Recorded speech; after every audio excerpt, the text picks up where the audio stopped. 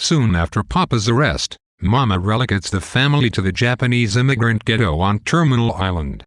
Mama feels more comfortable in the company of other Japanese, but the new environment of Terminal Island frightens Jean. It is the first time she has lived among other Japanese, and she traces her fear to an earlier time, when Papa threatened to sell her to the Chinaman if she behaved badly.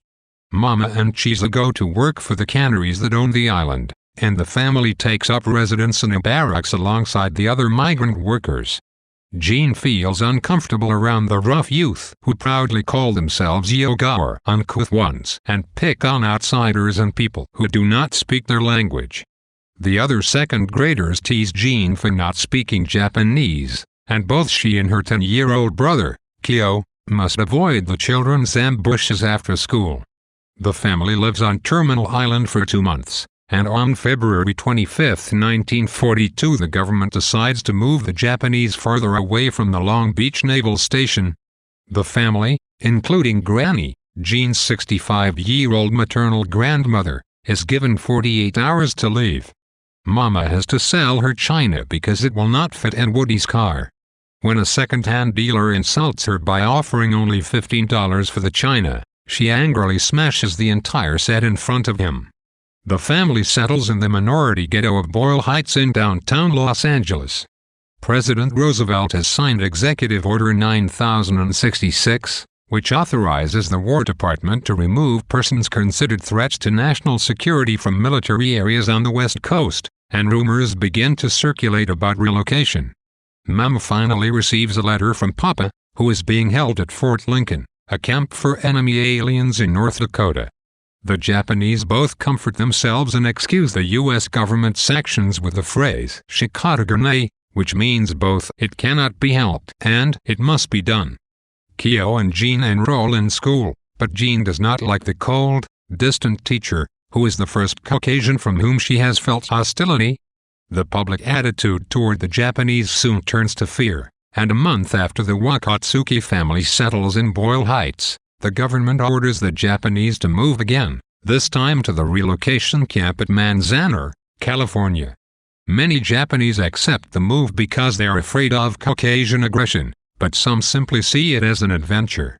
A bus picks up the Wakatsukas at a Buddhist temple, and each family receives an identification number and tags to put on their collars.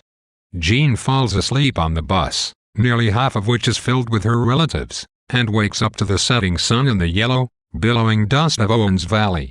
As they enter the camp, the new arrivals stare silently at the families already waiting in the wind and sand. The bus arrives in time for dinner, but the Japanese are horrified to learn that the cooks have poured canned apricots over the rice, a staple the Japanese do not eat with sweet foods. After dinner, the Wakatsukas are taken to a wooden barracks in Block 16, where they receive 2 16 by 20-foot rooms for the 12 members of the family. They divide the space with blankets and sleep on mattress covers stuffed with straw. The younger couples have a hard time adjusting to the lack of privacy, and 6 months later Jean's sister and her husband leave to help harvest beets in Idaho. Jean does not mind the tight quarters, because it means she gets to sleep with Mama. Jean's instant sense of alienation among other Japanese creates an initial picture of her as more American than Japanese. As an essay, or second-generation Japanese-American born to immigrant parents, Jean is a U.S. citizen by birth. She has grown up in a Caucasian neighborhood, and she feels awkward now when plunged into the immigrant community of Terminal Island. Her description of the rough and tumble immigrant communities, a country as foreign as India or Arabia would have been, shows her inability to relate to other native Japanese. Her Western name and fear of Asian faces do not help her fit in, but her greatest obstacle is her inability to speak Japanese, which the tough Terminal Island kids insist on speaking.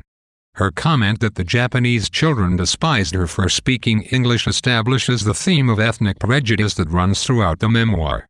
This harsh treatment at the hands of her own people contrasts with the pleasantness of her earlier life. Her family's big, American-style frame house in the non-Japanese neighborhood of Ocean Park, for example, and her grandmotherly non-Japanese teacher who cried the day Jean had to leave.